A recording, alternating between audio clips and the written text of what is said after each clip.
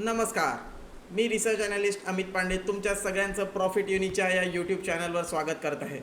तर आज आपण हा व्हिडिओ याच्यासाठी बनवत आहे कारण हिंडनबर्गची एक लेटेस्ट रिपोर्ट आलेली आहे ज्याच्यावर डायरेक्ट ॲलिगेशन्स जे आहे ते सेबीचे जे चेअरपर्सन आहे आणि त्यांचे हजबंड यांच्यासोबत लावण्यात आलेले आहे की लास्ट 18 महिन्याआधी जेव्हा जानेवारी 2023मध्ये हिंडनबर्गने एक अदानी ग्रुपवर रिपोर्ट काढली होती. त्या रिपोर्टच्या नंतर अदानीचे जे शेअर आहे ते 4,000 रुपयाचा अदानी एंटरप्राइजेसचा शेअर 800 रुपयावर आला होता.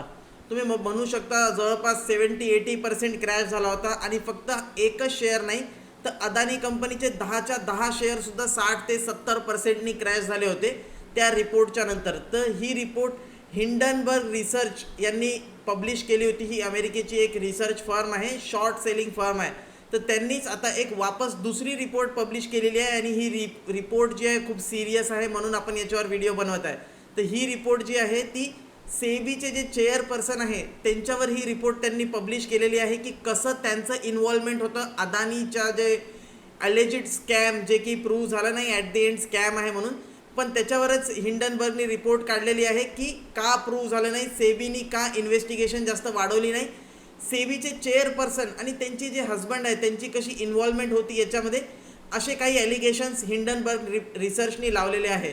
तर तुम्हाला जर डिटेलमध्ये हा मॅटर काय आहे हे समजून घ्यायचं असेल तर हा व्हिडिओ शेवटपर्यंत पहा कारण आपण अगदी डिटेल ॲनालिसिस करणार आहे की काय काय झालं, कोणते कोणते फंड्स इन्व्हॉल्व होते आणि काय आता होऊ शकते मार्केटमध्ये, हे सगळं डिटेल ॲनालिसिस आपण करणार आहे. तर व्हिडिओ शेवटपर्यंत नक्की बघा आणि तुम्हाला जर माझा हा रिसर्च, माझी ही मेहनत जर आवडत असेल तर व्हिडिओला लाईक करा, कमेंट करा तुम्हाला काय वाटते की हे बरोबर आहे, चुकीचं आहे, मार्केट याला कसं रिॲक्ट करू शकते हे कमेंटमध्ये नक्की मेन्शन करा आणि मला ऐकायला आवडेल.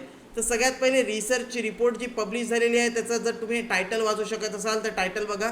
Whistle blower documents reveal that SEBI chairperson has take in an obscure offshore entities used in Adani मनी.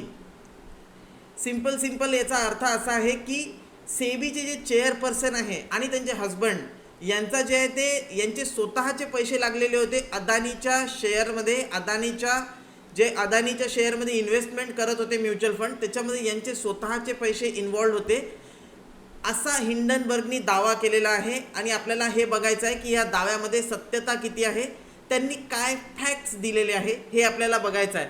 तर रिसर्चमध्ये आपण डिटेलमध्ये जायच्या आधी आपण पहिले हे बघूया की जानेवारी 2023मध्ये अशीच एक हिंडनबर्गनी रिपोर्ट काढली होती अदानीच्या फंड्सवर. त्याच्यानंतर अदानीचे जे शेअर्स आहे ते 70 ते 80% क्रॅश केले होते.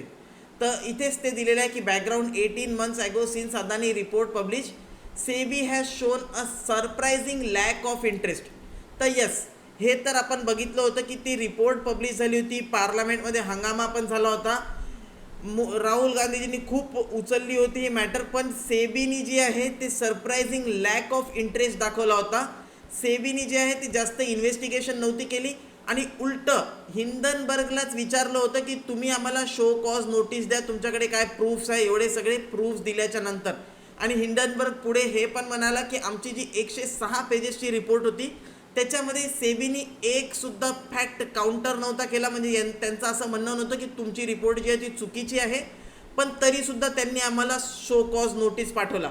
तर इथे हिंडनबर्गचं सरळ म्हणणं आहे की सेबीची जी चेअरपर्सन आहे त्यांचं इन्व्हॉल्वमेंट असल्यामुळे त्यांनी जी इन्व्हेस्टिगेशन आहे ती प्रॉपर केली नाही. तर त्याच्यासाठी त्यांनी काय काय म्हटलेलं आहे हे आता आपण डिटेलमध्ये बघूया. अदानीचे जे 2 फंड्स होते, 2 फंड्स कोणते 2 फंड्स आहे जे अदानीच्या शेअर्समध्ये पैसे लावत होते. एक फंड आहे IPE प्लस फंड. हा फंड कुठला आहे तर हा फंड जो आहे तो मॉरिशियस बेस्ड फंड आहे. IPE प्लस फंड याला ऑपरेट म्हणजे याच्यामध्ये जे फंड्स लागलेले आहेत ते विनोद अदानीचे फंड्स लागलेले आहेत जे गौतम अदानीचे ब्रदर आहे असा हिंडनबर्गनी दावा केला होता. आणि याच्यासोबत याच फंडमध्ये जे आहे ते हिंडनबर्गचं असं म्हणणं आहे की सेबीची जी चेअरपर्सन आहे त्यांचं स्वतःचं जे अकाउंट होतं, त्यांचे स्वतःचे पैसे जे आहे ते याच फंडमध्ये लागले होते. अनादर अजून एक फंड आहे ज्याच्याबद्दल आपण आता डिस्कस करणार आहे. त्या फंडचं नाव जे आहे ते आहे GDOP, global dynamic opportunities fund. तुम्ही इथे बघू शकता ग्लोबल डायनॅमिक अपॉर्च्युनिटीज फंड. तर हे दोन्ही फंड जे आहे, हा ग्लोबल डायनॅमिक अपॉर्च्युनिटी फंड जो आहे तो बर्बुडा बेस्ड आहे आणि IPE प्लस फंड जो आहे तो मॉरिशियस बेस आहे. तर हे दोन्ही फंडमध्ये अदानीचे पैसे लागले होते आणि या दोन्हीही म्युच्युअल फंडमध्ये सेबीची चेअरपर्सन आणि त्यांचे जे हजबंड आहे या दोघांचे अकाउंट होते. तर आता आपण बघू शकतो, यस, आपण इन्व्हेस्टमेंट करतो म्युच्युअल फंडमध्ये आणि there are more than 3000 plus investment mutual fund scheme इंडियामध्ये ऑपरेट होतात. आणि ग्लोबल जर आपण पाहिलं तर 5000 10,000पेक्षा जास्त म्युच्युअल फंड स्कीम्स आहे. तर हिंडनबर्गचं असं म्हणणं आहे की जगात 10,000पेक्षा जास्त म्युच्युअल फंड स्कीम आहे, तरीसुद्धा सेबीची चेअरपर्सन आणि त्यांच्या हजबंडचे फंड्स जे आहे ते बरोबर या दोनच म्युच्युअल फंड स्कीममध्ये कसं काय लागू शकतात, जे अदानीमध्ये पैसे टाकत आहे, जे फंड्स जे आहे पैसे फिरवून अदानीमध्ये फंड टाकत आहे, असा हिंडनबर्गचा आरोप आहे. बरोबर याच दोन फंडमध्ये सेबीचे चेअरपर्सन आणि त्यांच्या हजबंडचे पैसे कसे असू शकतात, असा प्रश्न जो आहे तो हिंडनबर्गनी रेज केलेला आहे. आता त्यांचं जे म्हणणं आहे त्याच्यानुसार इथे तुम्ही बघू शकता की त्यांचं अजून एक म्हणणं आहे की माधुबी बुच जी सेबीची चेअरपर्सन आहे आणि धवल बुच त्यांचे हजबंड यांच्यासोबत गौतम अदानी जी आहे त्यांची फर्स्ट हाय प्रोफाईल मीटिंग झाली होती सेबीच्या चेअरपर्सनसोबत. जेव्हा ते सेबीच्या चेअरपर्सन बनल्या तेव्हा फर्स्ट पर्सन जे त्यांना भेटायला गेले होते हाय प्रोफाईल पर्सन ते स्वतः गौतम अदानी होते. तर याच्यावर सुद्धा जे आहे ते हिंडनबर्ग जे आहे ते आरोप लावत आहे. त्याच्यासोबत IIFL सिक्युरिटीज IIFL जे आहे ते demat account mutual fund account उघडते. यांच्यासोबत जे अकाउंट आहे तुम्ही इथे बघू शकता, धवल बज आणि मधुबी पूच यांचे जे अकाउंट आहे हे IIFL सोबत 2015मध्ये उघडले होते याच फंडमध्ये. तर याचा जे आहे त्यांनी इथे डायरेक्टली प्रूफ दिलेला आहे की हे अकाउंट ओपन झाले होते. याच्यानंतर हे जे फंड्स आहे या फंड्सवर आरोप आहे की हे फंड्स जे होते याच्यामध्ये गौतम अदानी आणि विनोद अदानीचेच पैसे लागले होते, जे की फॉरेन इन्व्हेस्टमेंट FIIच्या थ्रू डायरेक्टली येऊन अदानीच्या शेअर्समध्ये पैसे लागत होते आणि त्याच्यामुळे अदानीच्या शेअर्सचे भाव जे आहे ते वाढत होते. असा आरोप जे आहे ते रेटला वाढवण्याचं जे काम आहे ते केलं गेलं होतं. आणि याच्यामध्ये जे आहे असं म्हणणं आहे की सेबीची चेअरपर्सन आणि त्यांचे हजबंड यांचे सुद्धा फंड्स जे आहे ते इन्व्हॉल्व होते, असा हिंडनबर्गनी आरोप लावलेला आहे. याच्याचमुळे त्यांचं असं म्हणणं आहे की सेबीनी जे आहे ती काहीच कार्यवाही केली नाही. याच्यानंतर 18 महिने झाले काही कारवाई नाही केली आणि सुप्रीम कोर्टनी सुद्धा हे कबूल केलं होतं की सेबीकडे काही असे प्रूफ मिळाले नाही ज्याच्यामुळे याच्यामध्ये काही अदानी ग्रुपवर काही कारवाई होऊ शकेल. तर हिंडनबर्ग रिसर्चचं असं म्हणणं होतं की प्रूफ याच्यासाठीच नाही मिळाले कारण सेबीचे जे चेअरपर्सन आहे तेच इन्व्हॉल्व होते. तर त्यांनी जे आहे पुढे इन्व्हेस्टिगेशनला जास्त पुढपर्यंत जाऊच नाही दिलं.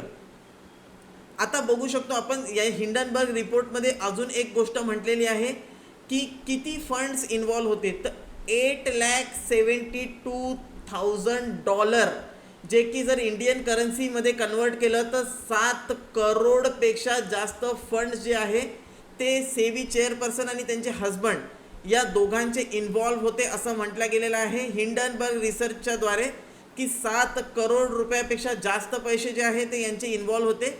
आणि सेबी चेअरपर्सनच्या पर्सनल ईमेल ID वरून 2018मध्ये जेव्हा ते ऑलरेडी सेबीचे चेअरपर्सन 2017मध्येच बनले होते तेव्हा 2018मध्ये त्यांच्या पर्सनल ईमेल ID वरून IIFLला मेल गेल्याचा पण यांनी स्क्रीनशॉट अटॅच केलेला आहे, ज्याच्यामध्ये त्यांनी 100% मनी विड्रॉलसाठी म्हटलं होतं. म्हणजे हे 7 करोड रुपये 100% विड्रॉ करायचे आहे याचा एक पर्सनल मेलसुद्धा त्यांनी अटॅच केलेला आहे. मेल ID जी आहे मेल ID ती सेबीची जी चेअरपर्सन आहे त्यांच्या पर्सनल मेल ID वरून हा मेल गेला होता असा सुद्धा त्यांनी इथे दावा केलेला आहे. ते इथे तुम्ही बघू शकता हा मेल फ्रॉम माधुबी बुच मेल कधी केलेला आहे फेब्रुवारी 25, 2018ला की 100% फंड्स आम्हाला रिडीम करायचे आहे 2018मध्ये.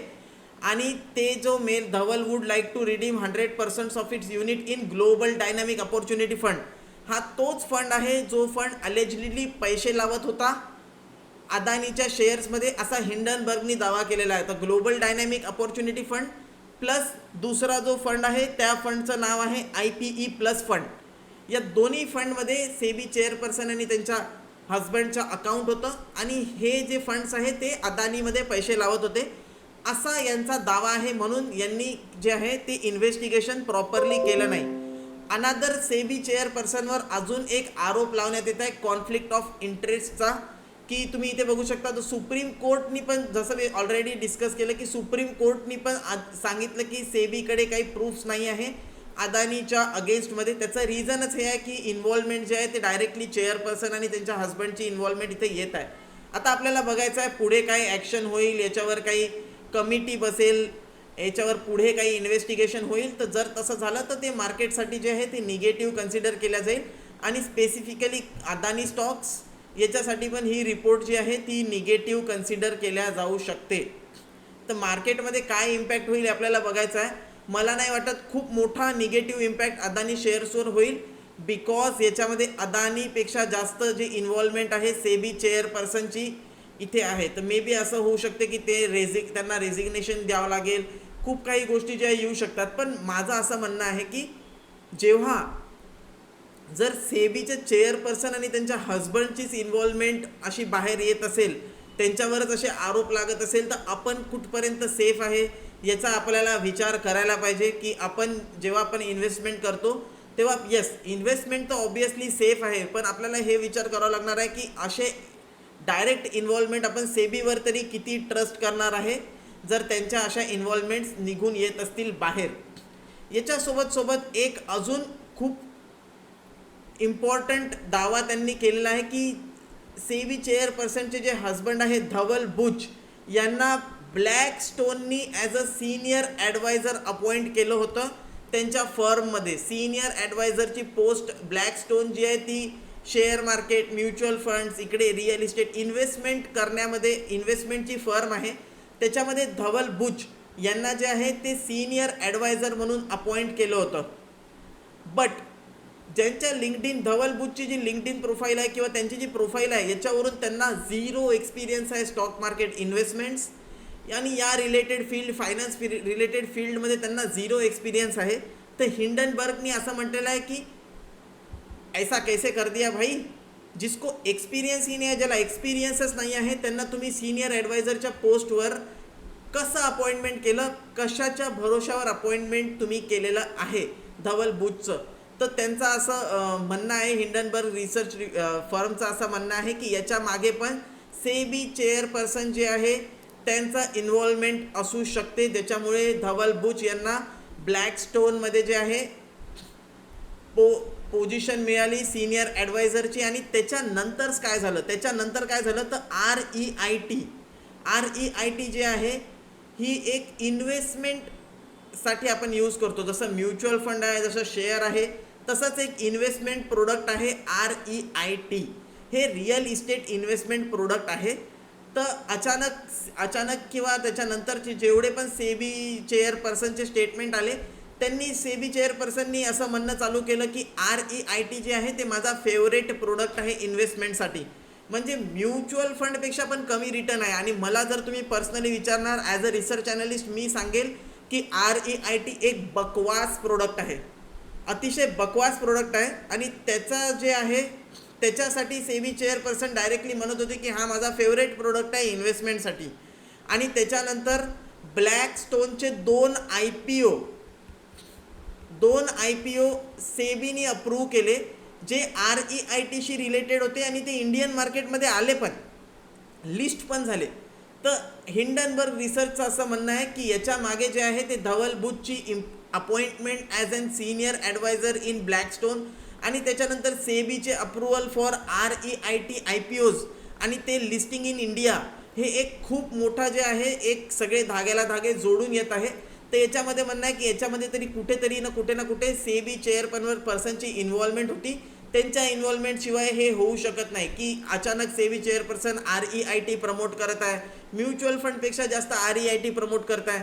आणि इवन तुम्ही हे पण बघू शकता की आत्ता रिसेंटली जे टॅक्सेस वाढवले गेले म्युच्युअल फंडवर, तर हे कुठेतरी जे आहे एक कन्सर्न क्रिएट करत आहे की तुम्ही REIT कशाला प्रमोट करताय, इवन म्युच्युअल फंड्स एवढे चांगले रिटर्न देत असताना. सो दिस इज पूर्ण डिटेल्ड ॲनालिसिस. आता आपल्याला बघायचं आहे की याच्यावर सेबी चेअरपर्सन जे आहे त्यांचा काय स्टान्स आहे, ते काय याच्यामध्ये त्यांच्याकडून काय प्रत्युत्तर देतील, ते जे आहे या फॅक्ट्सला काउंटर करू शकतील की नाही करू शकतील, याचा एक खूप मोठा इम्पॅक्ट होणार आहे. जर तुम्हाला ही रिसर्च वाचायची असेल तर या रिसर्चची जी लिंक आहे ती मी डिस्क्रिप्शनमध्ये देऊन देईल, तिथे जाऊन तुम्ही डिटेल रिसर्च वाचू शकता. बट सगळे इम्पॉर्टंट पॉईंट मी कवर केलेले आहे जे या रिसर्चशी रिलेटेड होते. आणि तुम्हाला जर आपला हा एफर्ट आवडला असेल तर व्हिडिओला लाईक करा, शेअर करा, ही रिपोर्ट मल्टिपल लोकांसोबत हा व्हिडिओ शेअर करा, कमेंट करा तुम्हाला काय वाटते की काय झालं हे नेमकं आणि तुम्ही कसे याच्यापासून काय शिकू शकता हे कमेंटमध्ये मेन्शन करा. आणि आपण भेटूया नेक्स्ट व्हिडिओमध्ये.